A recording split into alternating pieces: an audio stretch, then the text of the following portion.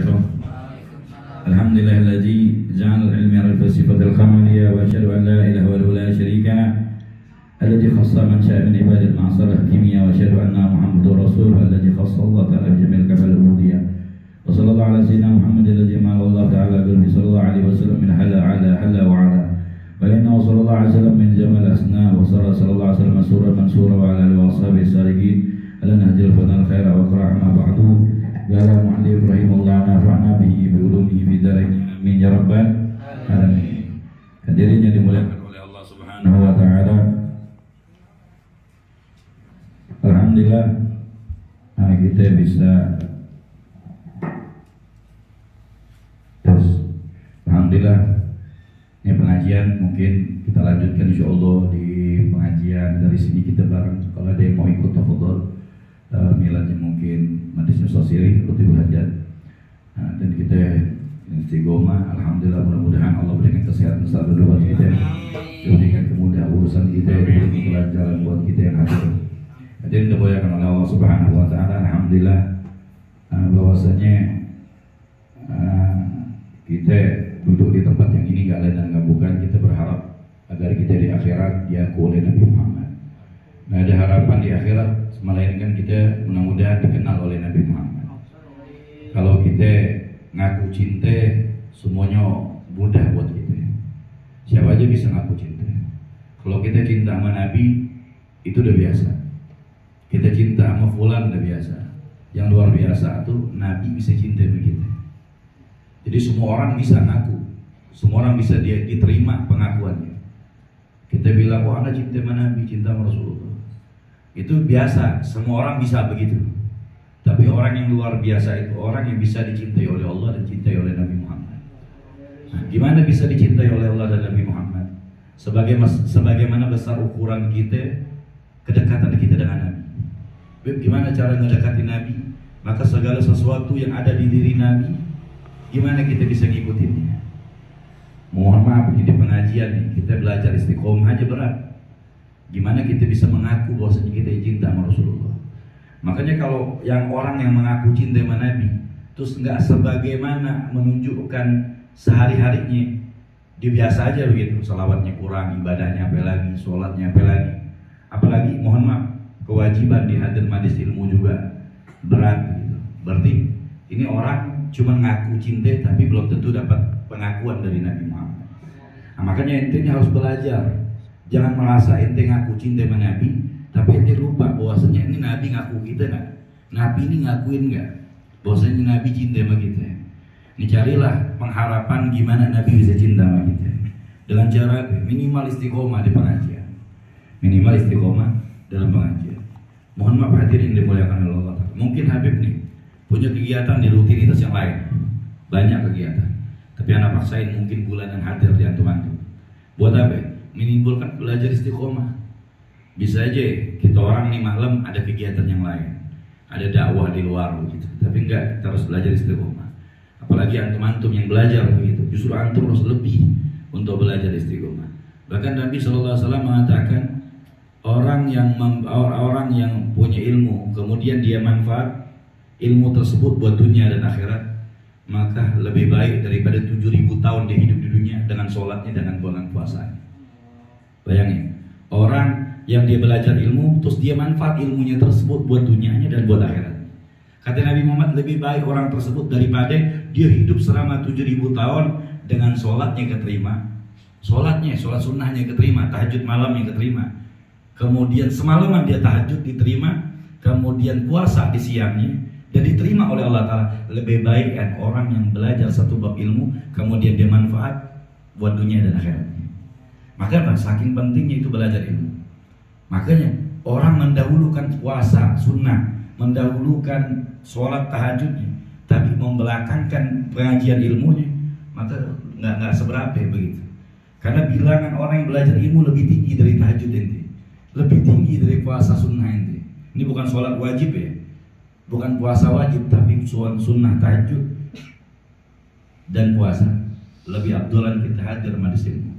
Makanya mohon maaf hadirin yang dimuliakan oleh Allah, gampang buat orang tahajud itu gampang. Buat orang, mohon maaf, orang gampang buat tahajud, orang gampang buat puasa sunnah, tapi banyak sekali orang yang berat hati majelis ilmu. Ente lihat di malam hari masih banyak orang yang berpuasa, masih banyak orang tahajud.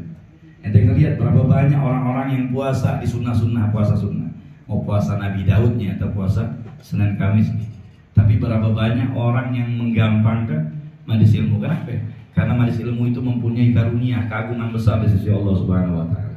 Paling tertinggi di antara ibadah-ibadah yang lain. Kenapa? Karena nilainya sama dengan kewajiban, bukan dengan kesunahan. Dan itu jelas dijelaskan oleh Nabi sallallahu alaihi wasallam, fardhatun 'ala kulli muslimin muslimat. Belajar ilmu itu kewajiban buat kita. Maupun laki-laki apalagi perempuan, semuanya wajib. Makanya orang yang jauh dari pengajian maka mudah buat dia tertipu dengan dunianya, tertipu dengan kemaksiatannya, tertipu dengan hal yang tidak baik. Kenapa? Karena menjauh ilmu. Ente boleh bukti Om Habib. Berapa banyak orang yang jauh dari majelis, dia semakin jauh dengan Allah. Berapa banyak orang jauh dari pengajian, dia semakin berat untuk ibadah sama Allah Ta'ala. Ngaji aja berat ibadah, apalagi yang ngaji. Berapa banyak orang yang hadir pengajian-pengajian tersebut. Ente boleh saksikan teman-teman ente yang dulu ngaji, terus nggak ngaji, ente lihat kehidupan dia. Dunianya gampang, tapi perbuatannya semakin bejat dan semakin nggak bisa diterima oleh ibadah Allah Ta'ala. Kenapa? Meninggalkan sesuatu yang diwajibkan Allah Ta'ala, maka diberikan kepahitan dalam kehidupannya. Pahit bukan hanya dunia. Orang-orang yang maksiat dikasih dunia banyak. Bisa jadi dunia yang dikasih oleh dia istidrat oleh Allah, dikasih kelebihan Allah, tapi ingat di akhirat justru sisaan lebih sakit, lebih serem, lebih luar biasa dibandingkan akhirat, dibandingkan dia di akhirat nanti. Hadirin dimuliakan oleh Allah Subhanahu wa taala, alhamdulillah nih kita bisa istiqomah di dalam pengajian ini. Dalam pengajian ini kita diberikan kemudahan oleh Allah Ta'ala. Walaupun dengan jumlah yang 15.000 orang yang hadir sebanding dengan Monas kemarin tapi nggak mengurangi istiqomahan kita hadir di pengajian. Kemudian hadirin dimuliakan oleh Allah Subhanahu wa taala. Di sini di dalam makalah yang ke-13 dari Abdullah bin Mas'ud radhiyallahu anhu. Qala Rasul dari Abdullah bin Mas'ud radhiyallahu anhu qala arba'atun min julmil qalb. Jadi ada 4 yang ngebuat hitam itu hati. Ada 4 yang ngebuat hitam itu hati. Yang pertama apa? Gala arba'atun min al-khisal.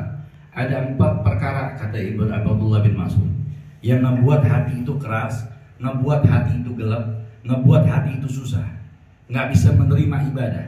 Apa itu? Yang pertama kata disebabkan apa? Disebabkan batun siba min khairil mubalah, yaitu orang yang perutnya kenyang, makannya sa'alaihim, makannya sebanyak-banyaknya sampai nggak tahu ukuran makannya sebanyak-banyaknya. Nah, ini orang yang banyak makan, ini dikhawatirkan dia berat untuk ibadah sama Allah, berat untuk hal-hal yang lain. Makanya disunahkan Nabi itu makan sebelum kenyang. Nah, makan sebelum kenyang, makan sebelum lapar, kemudian berhenti sebelum kenyang. Itu sunnahnya Nabi makan begitu. Berapa banyak orang yang kebanyakan makannya terlalu banyak, nggak bisa memporsir dia punya makanan, akhirnya itu apa? Berat buat dia ibadah. Berapa banyak habis makan bawahnya ngantuk. Nah, itu coba belajar untuk mengurangi makan gitu. Dengan cara apa, Beb? Lebih baik lagi dengan ngikutin sunnah-sunnah Nabi, berpuasa, puasa sunnah. Oh nggak mampu puasa Nabi Daud, hari ini puasa besok enggak, hari ini puasa besok enggak. Minimal puasa Senin Kamis.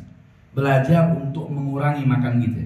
Caranya apa? Sayyidina Umar bin Khattab radhiyallahu anhu. Beliau kalau pengen makan ditimbang dulu makanannya. Kalau pengen kurma gitu makan kurma, Sayyidina Umar tuh selalu timbang makanannya. Biar kurang jangan sampai lebih makanannya. Itu Sayyidina Umar bin Khattab. Para sahabat itu sangat berhati-hati di dalam makanan, terutama makanan yang halal. Setelah makan yang halal, dia belajar untuk makan sedikit. Al-Habib Zain bin Ibrahim bin Smith, beliau tuh sering makannya tuh yang gak enak-enak. Bahkan beliau diceritakan makannya cuma apa? Sering makan air tajin tuh, air tajin. Taji. Air beras tuh yang dimasak setengah matang. Kalau buat anak kecil dulu kita, Habib waktu kecil tuh dulu kalau orang tua gitu ya. Zaman dulu belum ada susu. Susu tuh susah ya. Jadi kalau anak-anak kecil gitu zaman dulu tuh air masak nasi udah mateng kan keluar air tuh setengah mateng begitu. Airnya diambil, dimasukin gelas, kemudian dikasih gula, dimakan tuh gitu dulu demen gitu. Tuh kenyang aja tuh perut. Ya, tuh orang-orang soleh dulu saking dia pengen ngurangin makan, minum yang begitu. Sampai lambung beliau tuh cuma segenggam doang. Kenapa? Kalau beliau makan tuh kebanyakan sakit. Kenapa? Saking sering mengurangi makan, maka akan semakin ringan untuk ibadah sama Allah Subhanahu wa Ta'ala. Nah, dan yang menggelapkan kita punya hati itu disebabkan makanan kita tidak teratur. Makanan kita berlebihan. Jangankan makan hal yang lain yang berlebihan, itu akan merusak dirinya, apalagi urusan makan. Makanya belajar untuk mengurangi makan. Mengurangi makan itu ya pelan-pelan gitu. Yang punya mah ya mungkin jangan dipaksa, pelan-pelan. Kecuali kata Habib Umar bin Hafiz, kalau andai kata makan, dia aktivitasnya besar, aktivitasnya lebih kuat. Contoh dia mikul beras 200 kilo sehari, siang malam gitu. Pekerjaan dia lebih keras, maka dibolehkan makan agak lebih banyak dikit. Kenapa? Mungkin aktivitasnya lebih banyak. Ini kerjaannya cuma tidur, habis senampan sekali makan. Nah, ini yang jadi masalah. Nah, ini yang diajarkan oleh Rasulullah untuk mengurangi makan sedikit-sedikit agar hati kita gak diberikan keras oleh Allah Subhanahu gelap untuk ibadah, berat untuk ibadah. Nah.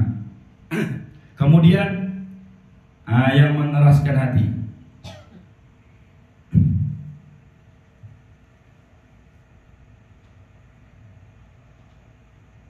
Kemudian kata apa?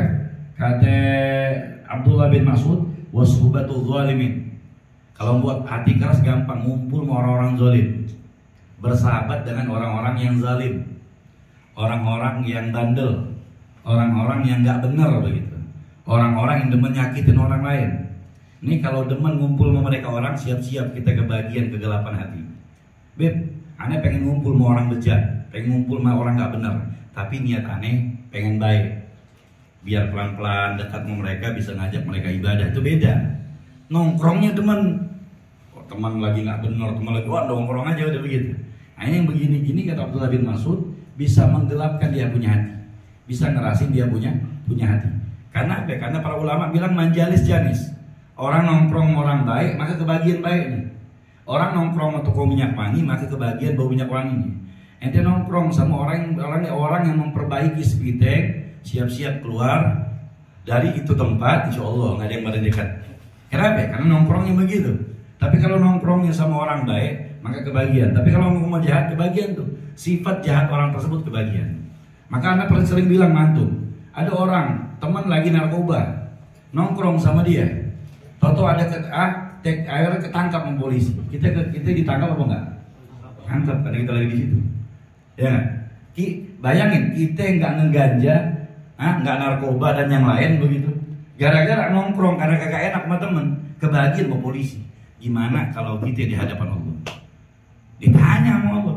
Makanya bisa ngerasin kita punya hati, ngeberatin kita ibadah sama Allah Subhanahu wa Ta'ala. Belajar untuk nggak nongkrong mereka, kecuali niat berdakwah, niat ngajakin kebaikan, niat dianggap nggak sombong dan niat ngajakin teman dalam hal yang baik apa-apa. Kemudian kata Ibnu Mas'ud, kata Abdullah bin Mas'ud, wa niyasul junubul madiyah. Orang yang melupakan dosa-dosanya yang lalu. Orang yang melupakan dosa-dosanya yang lalu. Ente punya dosa yang lalu, jangan ente lupakan. Ingat dosa itu, tapi nggak perlu diceritain buat orang lain. Cukup ente yang dengar, cukup ente yang lihat. Ya Allah, dulu gue pernah nonjok fulan, gue pernah nginjek fulan, gue pernah nyakitin fulan, gue pernah nyiksa orang ini.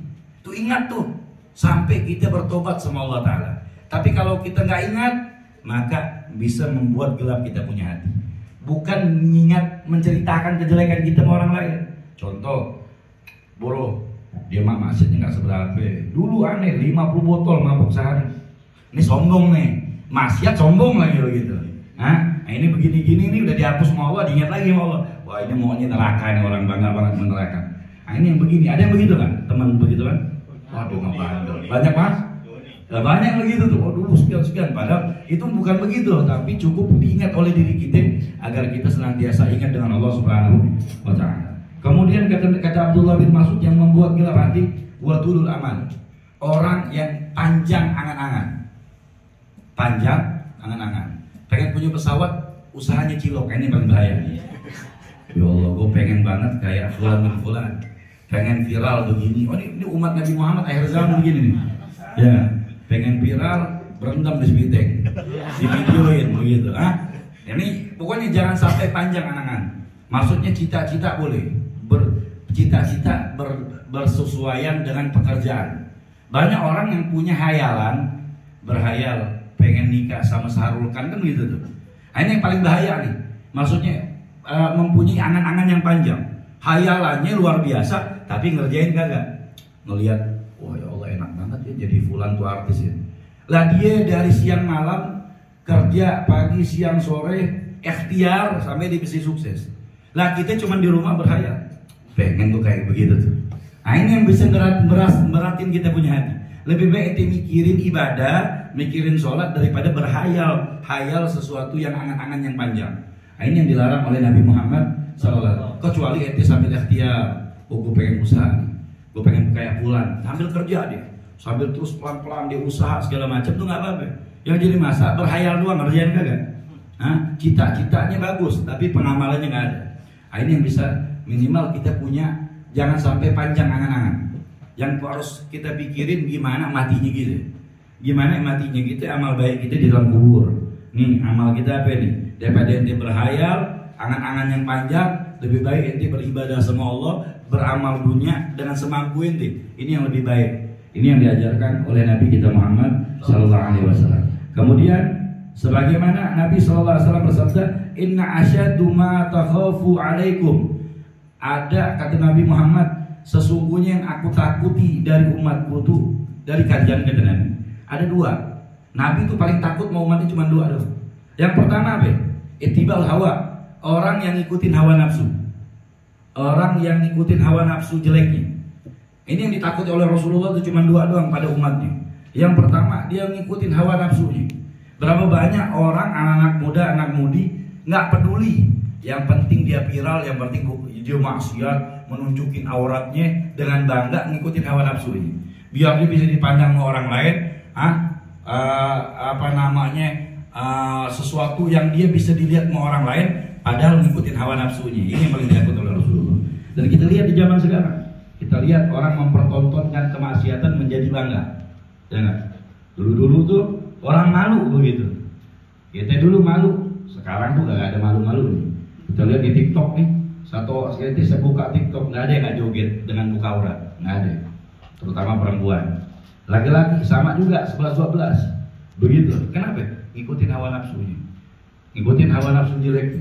Kalau udah tahu apabila tuh jaringan sosial, kalau dia buat ibadah berapa pahalanya dia. Tapi dia peduli dengan hawa nafsunya, diikutin biar dia kelihatan di dunia. Dia nggak peduli di akhirat, yang penting di dunia dia terkenal, dia sukses, dia lupa kesuksesan kita itu di akhirat di hadapan Allah Subhanahu wa taala. Kemudian kata Rasulullah yang kedua, fa innahu ya'dilu minal haq. Nah, ini orang yang mengikuti hawa wa tulul amal.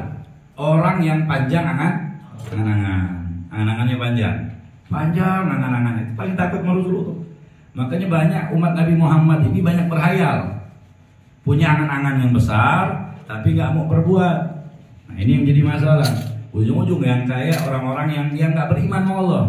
Yang sukses banyak orang nggak beriman karena mereka kerja, mereka usaha. Orang kita nih ahli ibadah, orang yang sering majlis taklim, lebih baik berhayal lah punya istri orang kaya, ternyata dapat orang miskin. Ya macam-macam hayalannya. Panjang angan-angannya itu luar biasa. Panjang angan-angan. Angan-angan terhadap dunia itu terlalu besar. Pengen jadi begini, pengen jadi, tapi bekerjaannya nggak ada. Ini nggak dibolehkan. Ini yang dihadirkan oleh Nabi. Dan ini yang begini nih. Orang mengikuti hawa nafsu itu sebanding dia akan meninggalkan sesuatu yang perkara yang benar. Dia nggak peduli itu kebenaran, yang penting dia ikutin hawa nafsu. Adapun orang-orang yang panjang angan-angan, fal hubbud dunya, dia lebih kelihatan cinta terhadap dunia. Itu panjang angan-angan. Dia nanti akan terakibat kepadanya akan terlalu berlebihan kecintaan terhadap dunia. Mudah-mudahan Allah berikan kita dijaga oleh Allah Ta'ala dari hal-hal yang seperti itu. Rabbi farfa'na barakatihim wa dinal bil husma rabbal hormatihim wa minna fi darajatihim wa ma'afatin min al-fitani wa sallallahu ala sayyidina Muhammadin khairal anbiya'i wa alhamdulillahi bil alamin. Mohon maaf ini bisa sampaikan. Assalamualaikum warahmatullahi taala wabarakatuh.